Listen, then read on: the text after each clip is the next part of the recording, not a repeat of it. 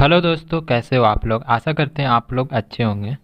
दोस्तों, हम लोग इस वीडियो में बिहार बोर्ड का क्लास 8 का हिस्ट्री बुक जिसका नाम है अतीत से वर्तमान, उसका अध्याय 1 कब, कहाँ और कैसे का जितना भी इसमें प्रश्न है, एक्सरसाइज में जितना भी है प्रश्न, सारा इस वीडियो में सॉल्व करेंगे। तो चलिए वीडियो स्टार्ट कर लेते हैं दोस्तों।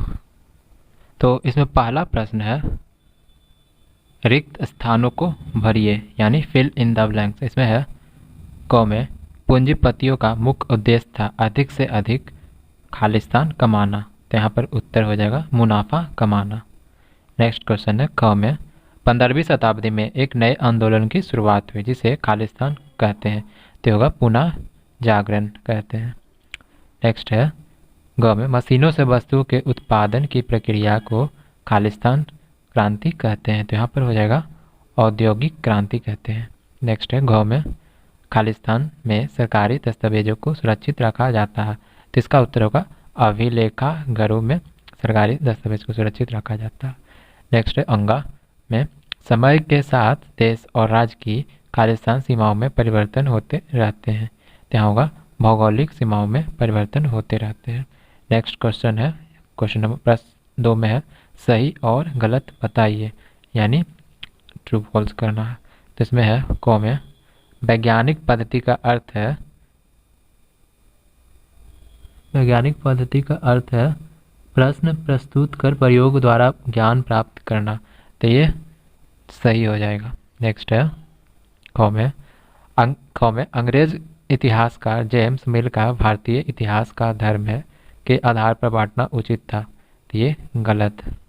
नेक्स्ट है, ग में अमेरिकी स्वतंत्रता संग्राम के बाद वहाँ के लोगों ने गणतंत्र प्रणाली की शुरुआत नहीं की, तो इसका उत्तर गलत हो जाएगा। नेक्स्ट क्वेश्चन है, घ में ऐतिहासिक स्रोतों से एक आम आदमी के बारे में भी जानकारी मिलती है, तो ये गलत हो जाएगा। नेक्स्ट है, अंगा में आज़ादी के पहले हमारे देश की जो भौगोलिक सीमा की आज़ादी के बाद भी वही रह गई, तो भी गलत हो जाएगा। नेक्स्ट है, आइए विचार करें। इसमें प्रश्न संख्या 1 में है मध्यकाल और आधुनिक काल के ऐतिहासिक स्रोतों में आप क्या फर्क पाते हैं, उदाहरण सहित लिखिए। तो इसका उत्तर हम लोग लिखेंगे मध्यकाल के ऐतिहासिक स्रोत जैसे अभिलेख, पत्थरों, चट्टानों, ताम्रपत्रों, पांडुलिपियों की मदद से कुछ खास लोगों, विशेषतः शासकों के बारे में कुछ ही जानकारियाँ मिलती है, पर आधुनिक काल में ऐतिहासिक स्रोत की संख्या अधिक व व्यापक जानकारी वाले और अधिक प्रामाणिक हो गए। आधुनिक युग में इन स्रोतों संख्या और विविधता में और वृद्धि हुई। एक स्पष्ट उदाहरण से इसे समझा जा सकता है, मध्यकाल में हाथ से पांडुलिपियाँ बनती थी जिसकी संख्या बेहद सीमित होती थी, पर आधुनिक युग में छापे खाने यानी प्रेस के आविष्कार से सरकारी विभाग की कार्रवाइयाँ तक के दस्तावेज की कई प्रतियाँ बनाना संभव हो गया। इन महत्वपूर्ण दस्तावेज की प्रतियों को अभिलेखागार एवं पुस्तकालयों में देखा जा सकता है। अब ये भी बड़े महत्वपूर्ण ऐतिहासिक स्रोत साबित हो रहे हैं। नेक्स्ट क्वेश्चन है, क्वेश्चन नंबर 2 में प्रश्न संख्या 2 में जेम्स मिल ने भारतीय इतिहास को जिस प्रकार काल खंडों में बांटा उससे आप कहाँ तक सहमत हैं, तो इसका उत्तर हम लोग लिखेंगे 1817 ईस्वी में स्कॉटलैंड के अर्थशास्त्री, इतिहासकार और राजनीतिक दार्शनिक जेम्स मिल ने 3 खंडों में बांटा history of British India, British Bharat का इतिहास नामक एक पुस्तक लिखी। अपनी इस किताब में जेम्स मिल ने भारत के इतिहास को हिंदू, मुस्लिम और ब्रिटिश इन 3 काल खंडों में बांटा। यह विभाजन इस विचार पर आधारित था कि शासकों का धर्म ही एक महत्वपूर्ण ऐतिहासिक परिवर्तन होता है। इसमें और लिखेंगे कालखंड के इस निर्धारण को उस वक्त लोगों ने मान भी लिया, पर ऐसा करना गलत था।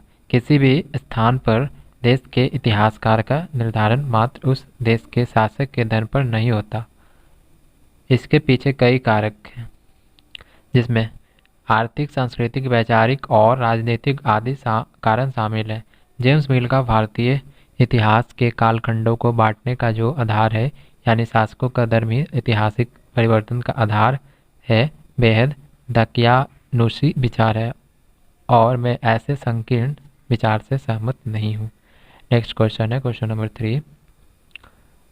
सरकारी दस्तावेज को हम कैसे और कहाँ कहाँ सुरक्षित रखते हैं? तो इसका उत्तर हम लिखेंगे, अभिलेखागारों एवं पुस्तकालयों में हम सरकारी दस्तावेजों को सुरक्षित रख सकते हैं। साथ ही तहसील के दफ्तर, कलेक्टर, कमिश्नर के दफ्तर, कचहरी आदि के रिकॉर्ड रूमों में भी सरकारी दस्तावेजों को सुरक्षित रखा जाता है। अब तो सीडी बनाकर ही सरकारी दस्तावेज को सुरक्षित रखा जाने लगा है।